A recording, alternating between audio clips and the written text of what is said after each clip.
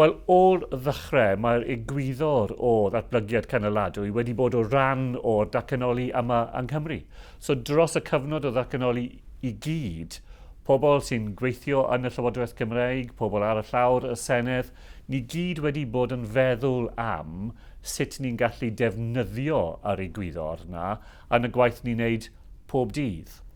Nawr, ar ôl beth i degawd o pobl yn meddwl, ydy ni wedi ehangu yr egwyddor yna yn digon dda, a dyna'r pam mae'r deddf newydd da ni, Deddf Llesiant Cenedlaethau'r y Dyfodol, ar y statute book yma yng Nghymru, achos mae'n ehangu yr egwyddor sylfaenol yn rhoi ar werth yn popeth ni'n neud fel Llywodraeth.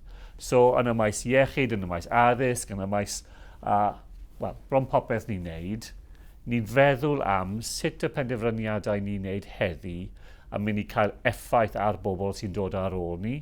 A dyna pam ni'n gallu ddweud, a dwi'n meddwl ni yn gallu ddweud, ni wedi bod yn radical ac arloesol yma yng Nghymru yn y maes na. A pa mor falch i ti o allu dweud bod ni yn neud bod Cymru yn arwain y ffordd gyda rhywbeth fel hyn, really? Wel, mae yn rhywbeth ni'n gallu tynnu sylw ato, achos ni yn wedi wneud pethau newydd yma yng Nghymru. Ni'n hollol newydd.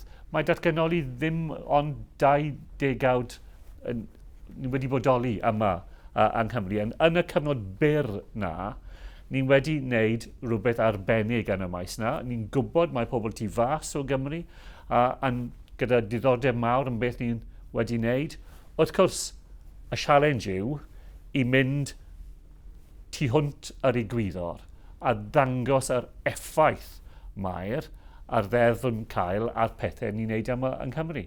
Ond mae'r deddf yn rhoi llwyfan i ni i helpu ni i wneud y penderfyniadau mae'r Llywodraeth yn wneud bob dydd mewn ffordd newydd.